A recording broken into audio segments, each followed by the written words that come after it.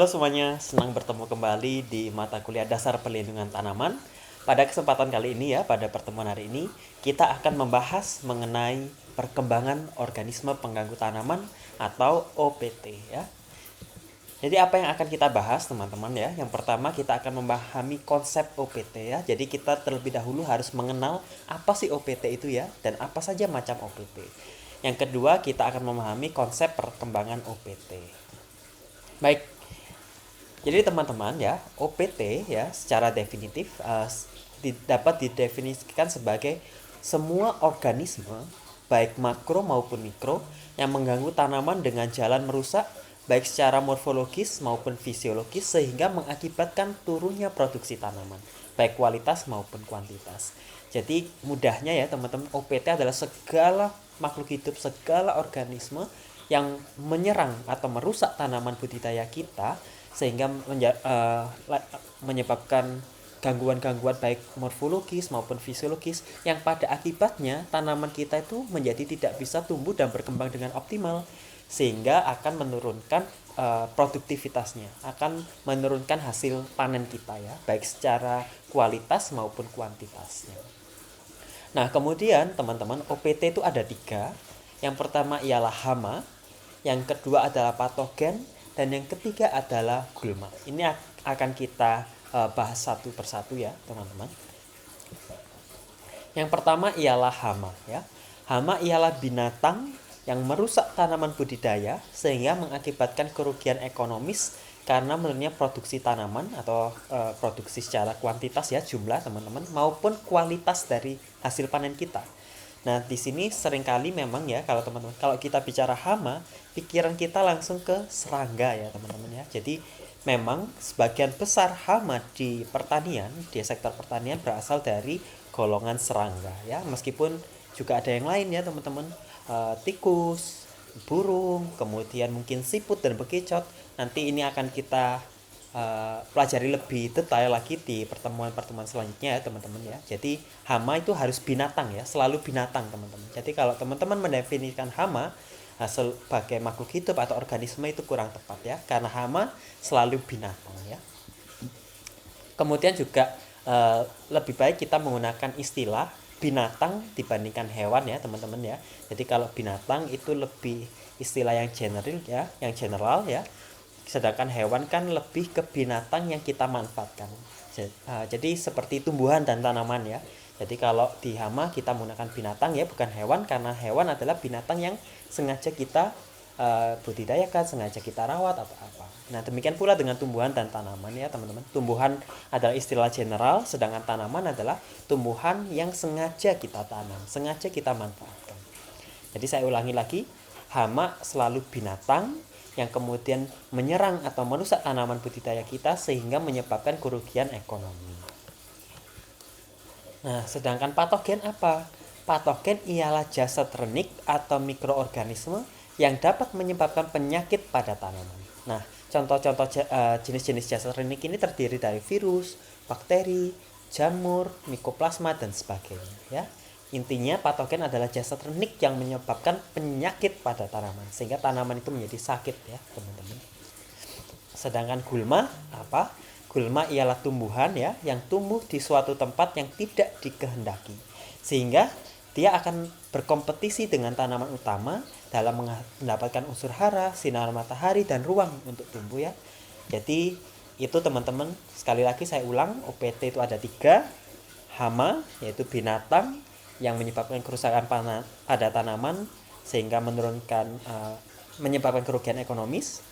Yang kedua ada patogen yaitu jasad renik atau mikroorganisme yang menyebabkan tanaman kita sakit ya. Kalau tanaman kita sakit jelas tidak bisa tumbuh dan berkembang secara optimal sehingga pun kita akan mengalami kerugian ekonomi. Sedangkan gulma ialah tumbuhan yang tumbuh di suatu tempat tidak dikehendaki dan kemudian dia berkompetisi dengan tanaman utama kita. Nah, kalau ada gulma ya tentu saja tanaman utama menjadi tidak bisa tumbuh dan berkembang optimal karena ada persaingan tadi ya, unsur hara, sinar matahari, dan ruang, sehingga ya produksinya akan menurun. Kenapa OPT penting ya teman-teman? Karena apa? Kita perlu ingat bahwa salah satu penyebab turunnya produksi tanaman adalah serangan OPT. Kemudian bahwa OPT dapat merugikan secara tanaman baik secara kuantitas maupun kualitas produksinya dari tanaman ya. Kemudian serangan OPT dapat menyebabkan kehilangan hasil panen. Dan ini sudah kita bahas pada minggu lalu bahwa kehilangan hasil akibat OPT itu sangat besar ya teman-teman. Bahkan di Asia sampai 40% atau lebih dari 40% kehilangan hasil di sektor pertanian itu akibat serangan OPT. Jadi contoh-contoh epidemi OPT ya teman-teman ya, peledakan OPT atau serangan wabah OPT ya, itu misalnya pada tanaman padi pada sekitar tahun 1984 hingga 1995 itu terjadi serangan wereng batang coklat Nila parvata lugens di sentra-sentra lumbung padi Indonesia. Apa akibatnya? Ya produksi padi kala itu benar-benar menurun secara drastis. Kemudian juga ini salah satu salah satu sejarah di perlindungan tanaman ya, wabah yang paling terkenal adalah wabah atau epidemi dari patogen Phytophthora infestan ya pada tanaman kentang di Irlandia, yaitu pada tahun 1880 yang menyebabkan kelaparan dan kematian sampai 1 juta penduduk ya. Saat itu penduduk dunia itu diestimasikan hanya 8 juta orang. Nah, akibat adanya serangan Phytophthora infestan pada kentang ini, 1/8 penduduk dunia meninggal. Dan kenapa menjadi penting? Karena kita tahu bahwa di negara-negara barat dulu, kentang adalah salah satu sumber pangan utama. Bayangkan ya, seluruh tanaman kentang ya kala itu tidak bisa panen, gagal panen karena ada serangan Phytophthora infestan. Sehingga ya tentu saja ketersediaan pangan dunia menurun sehingga menyebabkan kelaparan dan hingga kematian dari lebih dari 1 juta orang. Nah, penyakit yang disebabkan oleh jamur Phytophthora infestan tadi itu dikenal sebagai penyakit hawar daun kentang ya teman-teman ya. Dan ini merupakan bentuk gejala serangannya. Jadi daun tanaman kentang menjadi seperti ini dan tidak hanya menyerang daunnya saja, umbi kentang menjadi tidak bisa tumbuh secara optimal ya, dan seperti ini tidak layak untuk dimakan, dia menjadi busuk ya, seperti itu. Coba ini teman-teman, kita lihat periode pada awal tahun 1840-an, produksi kentang dunia itu mencapai 15.000 ya di Eropa ya, atau lebih khusus di Irlandia itu 15.000 ton. Nah, semenjak adanya Phytophthora infestan ini, produksi yang awalnya 15.000 ton akan turun, sangat-sangat turun hingga ke 4.000, 3.000 dan pada akhirnya hanya menjadi 2.000 sekian ton. Nah, tentu saja ini menyebabkan permasalahan global ya, terutama mengenai food security ya, ketahanan pangan pada era tersebut ya, pada tahun tersebut. Jadi dikenal sebagai wabah kelaparan kentang di Irlandia ya teman-teman. 1 juta orang lebih tewas dan 1 juta lebih orang juga bermigrasi karena mereka tidak mendapatkan pangan yang cukup di negara Irlandia. Jika diestimasikan kerugian ekonomi kala itu ialah senilai 725 juta dolar ya. Jadi ini merupakan salah satu lukisan ya teman-teman, gambar yang menggambarkan situasi kala itu ya, petani India yang kelaparan selama wabah kelaparan kentang itu pada tahun 1840-an hingga 1850. Kemudian juga ada penyakit karat pada kopi teman-teman yang disebabkan oleh jamur Hemilea fastatrix. Nah, pada tahun 1600-an, 1600 orang Inggris itu suka minum kopi yang diambil dari Sri Lanka.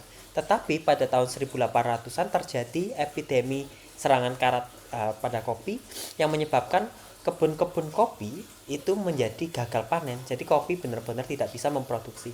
Akibatnya apa? Kebun kopi ini diubah semuanya menjadi pertanaman teh. Nah, maka dari itu orang Inggris yang awalnya suka minum kopi beralih menjadi suka minum teh. Dan sekarang ya kalau kita melihat tentang historinya, kalau misalkan di Inggris sana ya memang ada budaya minum teh ya. Tapi pada tahun 1600-an yang dulu sebenarnya mereka minumnya bukan teh tetapi kopi teman-teman ya.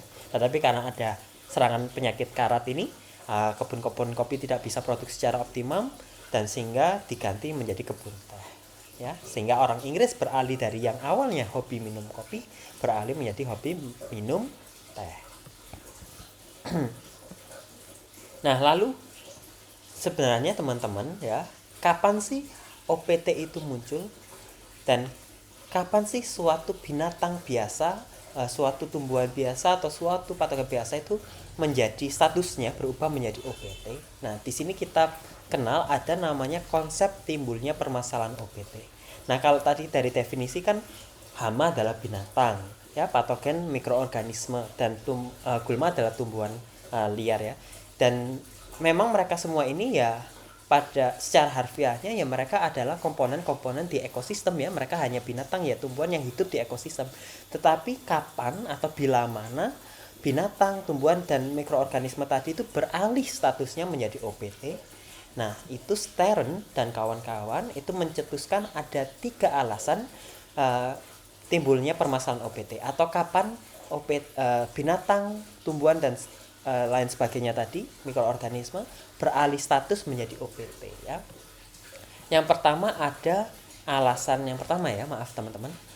Konsep yang pertama atau alasan yang pertama itu ada yang namanya perubahan lingkungan ya. Jadi pemasukan spesies tanaman baru yang tidak ada pada suatu daerah itu seringkali menciptakan kondisi yang sesuai untuk peningkatan kepadatan populasi serangga. Ini nanti akan saya jelaskan satu persatu ya. Sekarang kita baca terlebih dahulu. Yang kedua ada alasan perpindahan tempat. Jadi binatang arthropoda itu dapat timbul sebagai hama. Arthropoda itu filmnya serangga ya teman-teman. Mungkin supaya lebih mudah kita bilang saja pengandaian di sini. Suatu serangga dapat timbul sebagai hama setelah dipindahkan dengan melewati batas-batas geografis tertentu sehingga berhasil meninggalkan musuh alami yang ada di tempat asalnya ya.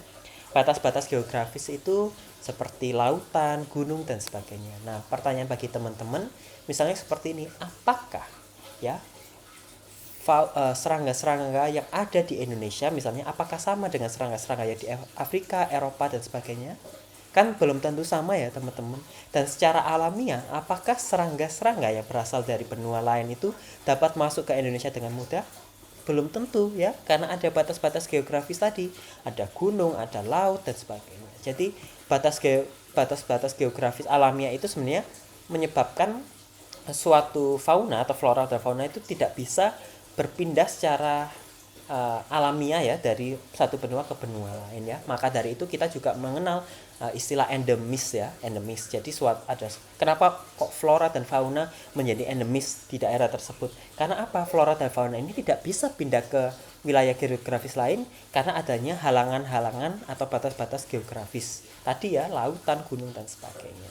Nah, nanti kenapa kalau misalkan suatu binatang hama atau suatu ada suatu binatang bisa berhasil melewati batas geografisnya itu menjadi hama, itu saya akan jelaskan ya. Dan yang ketiga adanya turunnya toleransi manusia. Jadi ada perubahan cara pandang ya. Coba kita bahas satu persatu. Yang pertama, perubahan lingkungan. Ingat ya. Jadi tadi perubahan lingkungan itu karena manusia memasukkan jenis tanaman baru sehingga ini menjadi kondisi yang habitat yang nyaman bagi serangga-serangga herbivora ya. Jadi sebagai contoh ada pembukaan ladang kentang pada tahun 1950-an di Colorado, Amerika Serikat. Nah, kentang ini kemudian diserang oleh suatu serangga yang dikenal sebagai Colorado potato beetle dengan nama ilmiah Leptinotarsa desem lineata. Nah, karena kentang ini merupakan tanaman budidaya, nah kemudian ada serangga herbivora yang memakannya, manusia merasa rugi ya, sehingga Leptinotarsa ini statusnya beralih menjadi yang binatang biasa ya, menjadi binatang hama ya. Jadi pada awalnya kumbang kentang Colorado ini dulunya hidup pada Solanaceae liar ya, kemudian berubah menjadi hama karena tadi manusia menanam kentang secara monokultur secara luas sehingga makanannya berlimpah, dan dia tentu saja kan ketika makanan dia berlimpah, ada habitat yang nyaman, populasi kumbang ini akan meningkat dengan tajam. Nah, coba kalau saya ulangi lagi ya teman-teman. kita ingat bahwa kentang adalah dari famili Solanaceae.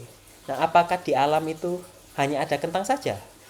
Kalau yang dari famili Solanaceae, tidak ya teman-teman. Ada juga spesies-spesies tanaman, spesies-spesies tumbuhan dari famili Solanaceae ya, spesies-spesies tumbuhan liar yang juga dari famili Solanaceae. Nah, pada awalnya si kumbang ini itu menyerang tumbuhan-tumbuhan Solanaceae liar itu. Tetapi ketika manusia mengintroduksi, mengenalkan tanaman baru yang dikenal sebagai kentang, ya, kentang jadi Solanaceae juga, dan itu merupakan hasil domestifikasi, hasil pemulihan manusia dan ditanam secara luas-luasan. Kira-kira tentu saja ya, si kumbang ini yang tadinya menyerang Solanaceae liar itu akan beralih menyerang tanaman kentang. Karena apa? Tentu saja tanaman kentang lebih enak ya mungkin bagi hama tersebut, bagi serangga tersebut, bagi si kumbang Colorado ini. Nah, kemudian selain itu manusia juga menanam kentangnya skala luas ya, besar-besaran. Sehingga apa? Kondisi yang demikian itu menyediakan habitat yang sangat disenangi oleh kumbang ini. Tentu saja kumbang tersebut populasinya akan meledak dan menyebabkan kerugian, dan manusia karena mengalami kerugian ekonomi tentu saja akan menyebut serangga ini tadi ya, serangga kumbang Colorado ini menjadi serangga hama ya. Dari serangga yang awalnya memakan tumbuhan Solanaceae liar, karena manusia mengenalkan tanaman baru, kumbang ini beralih memakan tanaman tersebut ya, karena ulah manusia sendiri. Manusia mengenalkan tanaman baru, ditanam secara besar-besaran ya, luas, skala luas, monokultur ya, tentu sehingga menyediakan habitat, merubah habitat jadi ada perubahan lingkungan, dan kondisi yang demikian disukai oleh kumbang ini sehingga populasinya meledak dengan cepat dan statusnya beralih menjadi serangga hama. Yang kedua, kemudian tadi ya, ini juga masih contoh lagi ya teman-teman, perubahan lingkungan. Misalnya pada Indonesia pada tahun 1970-an itu memasukkan varietas padi IR ya. Dan teman-teman, varietas padi IR ini ditanam secara luas terus-menerus, kemudian ditambah lagi dengan dosis pupuk nitrogen yang tinggi ya. Dan selain itu juga jarak tanamnya rapat dan sebagainya. Akhirnya apa?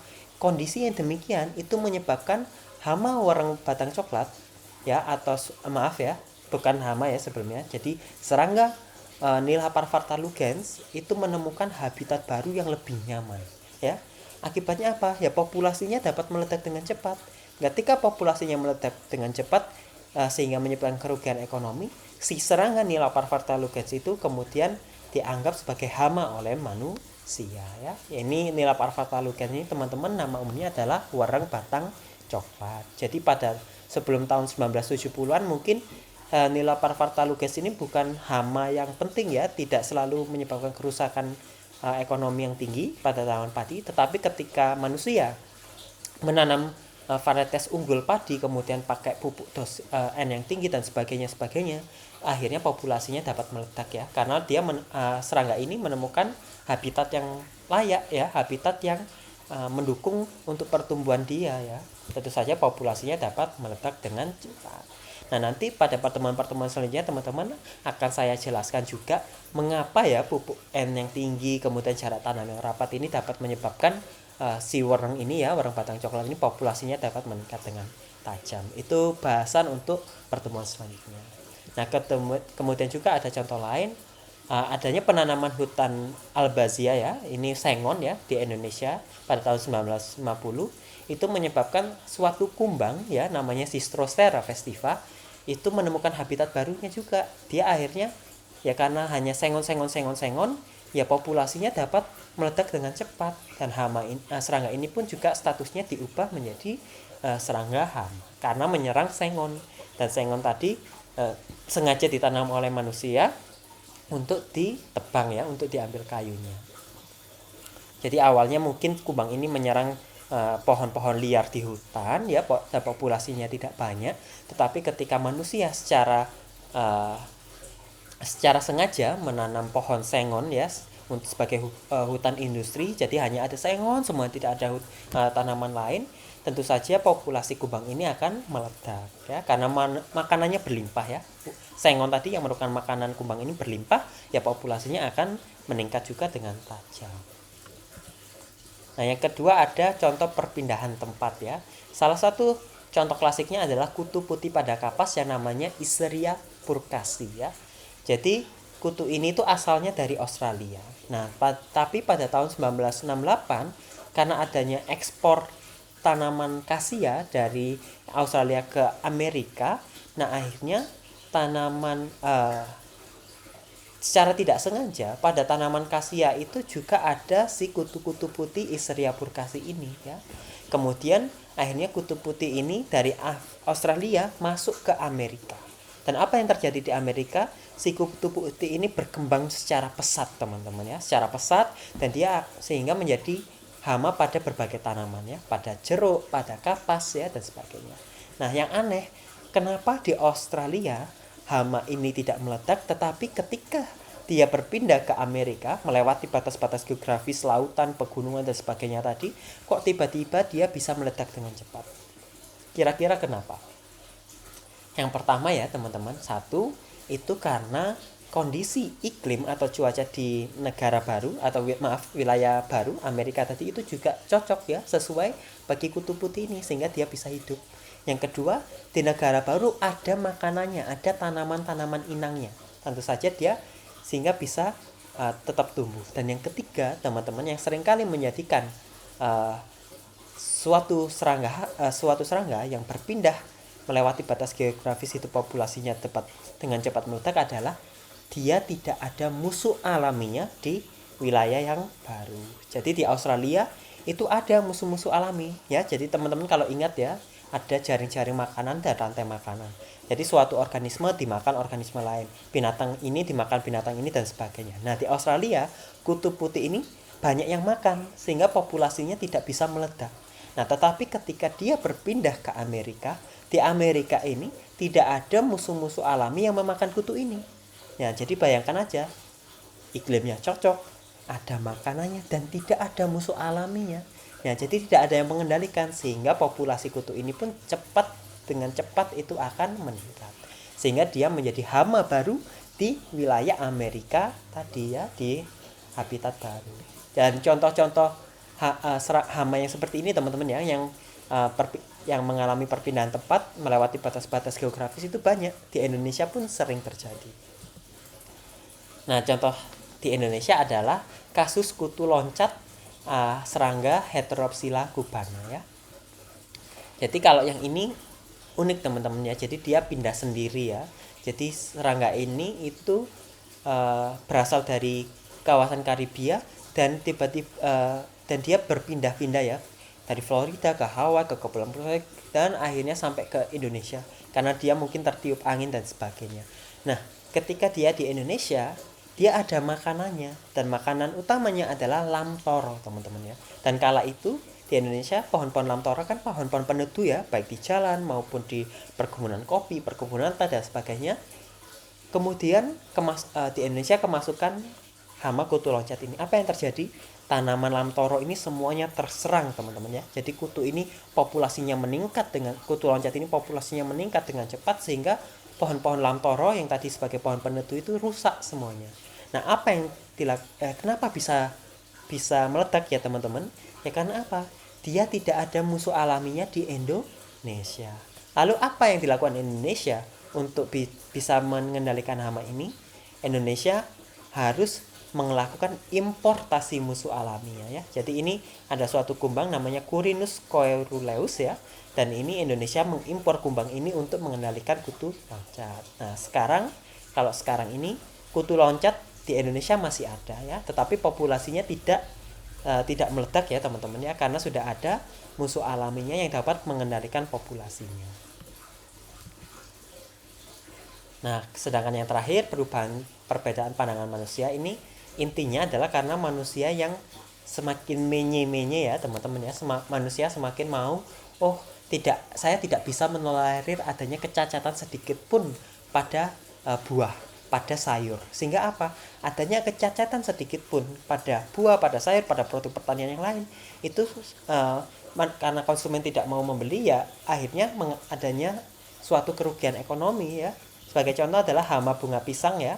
Jadi Nacolea octasema ini menyebabkan kulit buah pisang itu menjadi kasar seperti kutis ya. Nah, sebenarnya teman-teman, selama kutisnya masih dikit ya, dan dia mungkin dalamnya ya, dalam dari apabila kulitnya dibuka itu daging buahnya masih layak makan, masih enak.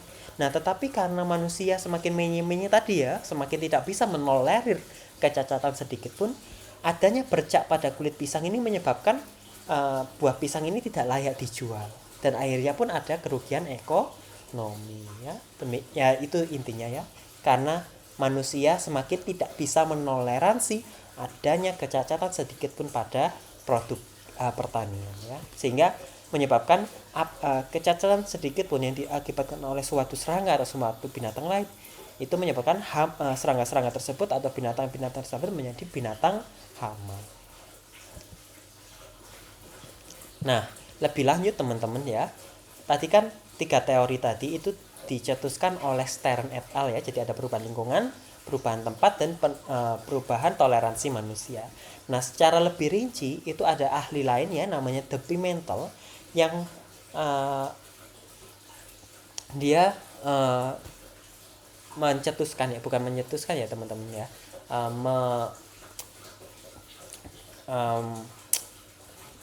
jadi De Pimentel dan kawan-kawan ini ya mengutarakan alasan-alasan lain ya yang lebih rinci kenapa sih OPT itu bisa meledak, atau kenapa sih binatang itu bisa menjadi hama dan sebagainya. Nah, itu secara lebih rinci Pimentel itu menulis alasan-alasan ini teman-teman ya. Jadi ada banyak sekali, mulai dari kenapa pertanaman monokultur, introduksi jenis tanaman baru, dan sebagainya. Nah, tapi kalau teman-teman kita lihat ya, sebenarnya kalau introduksi jenis tanaman baru, pertanaman monokultur ini sebenarnya bisa sama saja dengan yang teori alasan ya, konsep milik Stern et al. Yang pertama tadi ya, perubahan lingkungan ya. Perubahan lingkungan karena apa? Karena introduksi jenis tanaman baru yang ditanam secara monokultur ya, dan atau hasil pemuliaan tanaman dan sebagainya, jarak tanam dan sebagainya. Sedangkan pemasukan spesies hama baru ini juga pada Stern tadi itu karena adanya perubahan tadi ya, tempat ya teman-teman ya, perpindahan tempat dan sebagainya. Jadi ini juga akan kita bahas lebih detail pada pertemuan selanjutnya ya teman-teman ya. Nah, kemudian nilai ekonomi OPT. Kalau kita bicara mengenai OPT, sebenarnya kita itu bicara dua teman-teman, masalah populasi dan masalah ekonomi. Kenapa? Kalau kita bicara kerusakan ekonomi, kapan hama, kapan patogen, kapan gulma itu dapat menyebabkan kerugian ekonomi, itu sangat berhubungan dengan populasi dari OPT. Ya, bayangkan saja, apakah kalau pada suatu tanaman hamanya ada 2 individu dan yang satu tanaman hamanya ada 5 individu, serangannya sama? Tidak ya teman-teman ya. Tentu saja yang pada satu tanaman ada 5 individu hama ini serangannya lebih berat. Kalau serangan lebih berat, tentu saja kerusakan ekonomi yang kita derita juga akan semakin berat. Maka dari itu, kalau masalah OPT itu sebenarnya kita masalah populasi dari OPT-nya dan juga hubungannya dengan ekonomi ya, kerugian yang akan kita derita. Nah, karena bicaranya tentang suatu populasi dan ekonomi itu para ahli membuat suatu ambang yang kita kenal sebagai ambang ekonomi ya. Nah, seperti ini teman-teman ya. Ini pada sumbu X adalah waktu dan sumbu Y adalah populasi ya. Misalnya pada keadaan A ya, ketika pada ekosistem alami, ekosistem misalnya hutan dan sebagainya yang kondisinya masih bagus ya, masih hutan primer, fungsi-fungsi ekologis masih berjalan baik dan sebagainya. Fungsi ekologis salah satunya adalah adanya musuh alami, jaring-jaring makanan, rantai makanan semuanya masih berfungsi dengan baik. Populasi OPT itu rendah ya, dan dia tidak menjadi hama, tidak menyebabkan kerusakan. Tetapi karena adanya tadi ya entah perubahan lingkungan akibat manusia dan sebagainya, monokultur, si populasi OPT itu dapat dengan cepat naik teman-teman ya. Naik karena apa?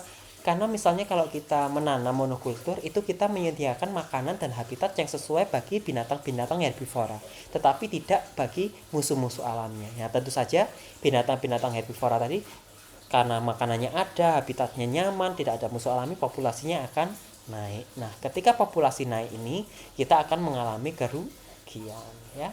Dan di sini ada AE dan TKE. Apa itu? Ambang ekonomi atau AE adalah tingkat populasi hama yang sudah menimbulkan kerusakan dan kerugian ekonomi. Nah, tingkat populasi ini perlu tindakan pengendalian untuk mencegah peningkatan berikutnya yang dapat mencapai tingkat kerusakan ekonomi ya. Jadi ambang ekonomi itu populasi terendah dari OPT yang dapat sudah menyebabkan kerugian ekonomi bagi kita ya, teman-teman. Coba kita lihat lagi ke grafik sebelumnya. Kalau pada kondisi A, ketika populasinya rendah, ini kita tidak mengalami kerugian ekonomi ya, teman. Ya ada serangan pada tanaman budidaya kita, tetapi tidak tinggi ya. Jadi kita ya masih legowo ya, kita bisa menoleransi kerusakan tersebut.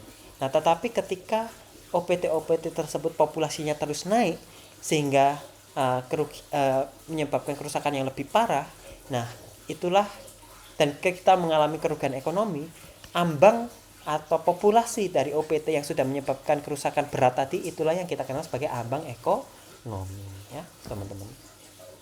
Nah, selanjutnya di atas ambang ekonomi ada namanya tingkat kerusakan ekonomi.